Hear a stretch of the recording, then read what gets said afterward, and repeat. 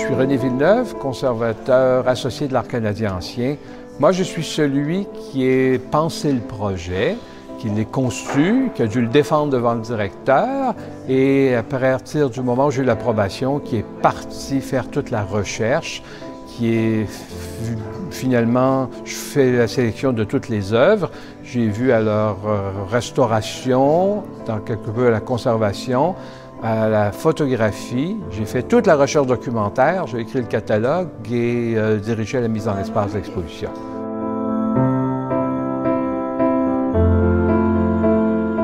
La qualité de son art, tout ce que ça sous-tend, voyez une forme, dites pourquoi, d'où ça vient, et ça vous amène un peu, c'est la poupée russe. Vous ouvrez et vous avancez et vous êtes toujours plus intéressé par ce que vous découvrez.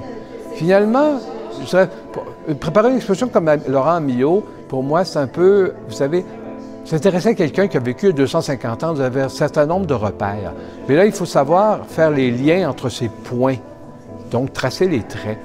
Ça devient une espèce de drogue, parce que là, vous voulez en apprendre un peu plus. Et enfin, c'est ce qui m'a animé pendant toute la durée du projet.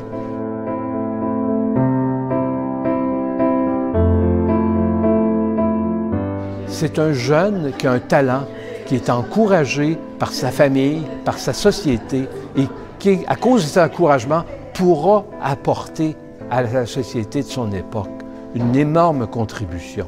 Alors, on encourage ces talents. Amyot, c'est ça le message en 2018. Un jeune qui a un talent qu'on encourage, peu importe ce talent-là, bravo, parce que c'est un artiste, qui apporte, qui contribue. Ce n'est pas quelqu'un qui est à la charge de sa société. Non, c'est quelqu'un qui apporte à sa société. Ça, c'est fabuleux. Et c'est toujours un message d'actualité. Si nous nous étions réunis il y a un peu plus de 200 ans, ce n'est pas votre téléphone portable que vous aurez glissé dans votre poche ce matin avant de partir, mais probablement une tabatière d'argent signée Laurent Amyot. Un orfèvre, il y a toute la préparation, parce que aujourd'hui, si vous pratiquez l'orfèvrerie, vous pouvez acheter des feuilles de métal toutes prêtes et dessinées. Au temps d'Amyot, ce n'est pas disponible au Canada. Il doit prendre soit des pièces anciennes, des pièces brisées, faire fondre ces pièces-là.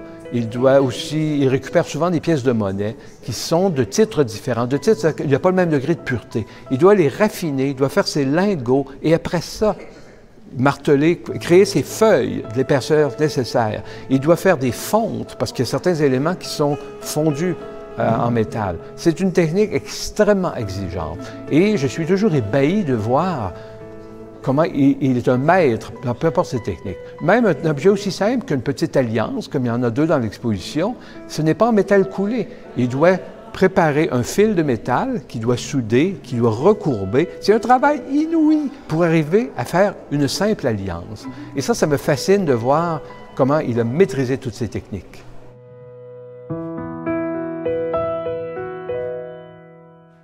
À la fin, je n'arrive pas à une réponse « Oh, c'est juste ça » ou « Il n'y a pas de déception ». C'est extraordinaire.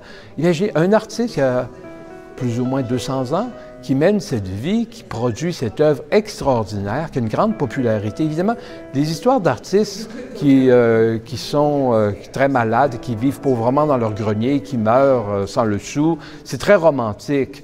Mais un artiste qui a du succès dans sa société, c'est aussi extrêmement intéressant. Il y a une société, imaginez, qui le supporte. Vous savez, comme on parle toujours du manque de support aux artistes. Là, il y a un artiste qui a plein de talent, qui est jeune et qu'on supporte. Toute la société, les institutions dans la société le supportent, l'encouragent. C'est extraordinaire. C'est une exposition qu'il faut venir voir parce qu'il y en a pour tous.